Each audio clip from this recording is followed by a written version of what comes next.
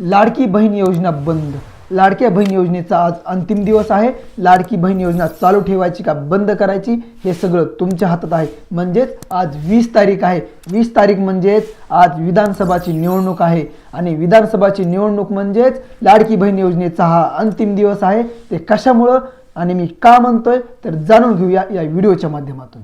नमस्कार मित्रांनो, मी नितीन केंद्रे नव्या एका व्हिडिओमध्ये तुमचं सर्वांचं स्वागत करतो। मित्रांनो, हा व्हिडिओ पहिल्यांदा पाहत असाल तर व्हिडिओला लाईक करा, चॅनलला सबस्क्राइब करा आणि हा व्हिडिओ आपल्या नातेवाईकाला शेअर करायला अजिबात विसरू नका आणि हो, घंटा वाजवायला अजिबात विसरू नका, जेणेकरून नोटिफिकेशनच्या माध्यमातून तुम्हाला नवनवीन व्हिडिओ पाहता येतील। चला तर मग व्हिडिओला सुरुवात करूया।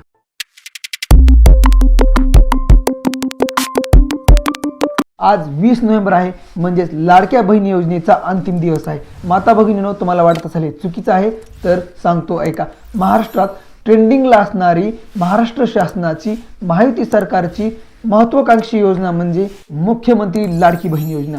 सध्या महाराष्ट्रामध्ये विधानसभाचं वारं वाहत आहे आणि त्यामध्ये ही लाडकी बहीण योजना ही महायुती सरकारची आहे।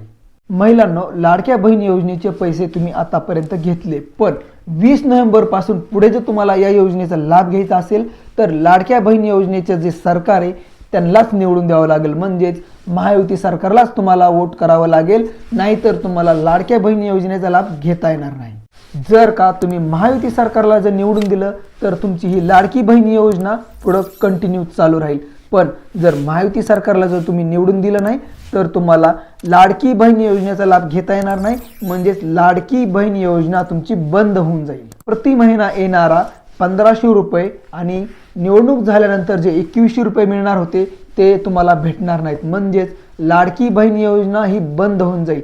त्यासाठी तुम्हाला महायुती सरकारलाच निवडून द्यावं लागेल। आता जाणून घेऊया, महायुती सरकार जर निवडून आलं तर काय होईल आणि निवडून नाही आलं तर काय होईल। तर महायुती सरकार जर निवडून आलं तर तुम्हाला प्रति महिना 2100 रुपये भेटतील आणि जर निवडून नाही आलं तर तुम्हाला लाडक्या बहीण योजनेपासून वंचित राहावं लागेल। म्हणजे तुम्हाला लाडक्या बहीण योजनेचा एकही रुपया तुम्हाला मिळणार नाही। आणि महायुती सरकार जर निवडून नाही आलं आणि महाविकास आघाडी सरकार जर निवडून आलं तर तुम्हाला काय देण्यात येईल, तर कोणती योजना मिळेल।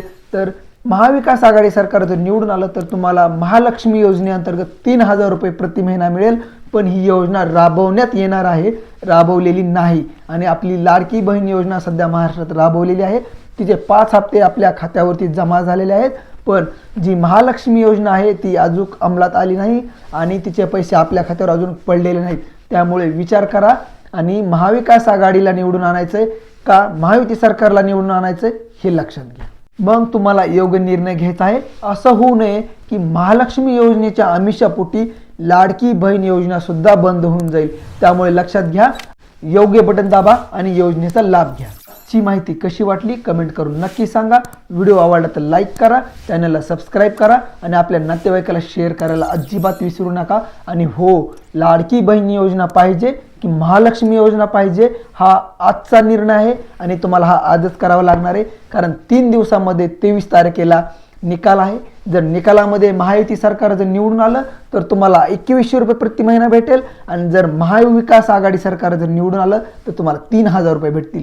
पण लाडकी बहीण योजना ही महाराष्ट्रात राबवलेली आहे, त्यामुळे विचार करा आणि योग्य बटन दाबा। चला तर मग भेटूया पुढच्या व्हिडिओमध्ये, तोपर्यंत नमस्कार।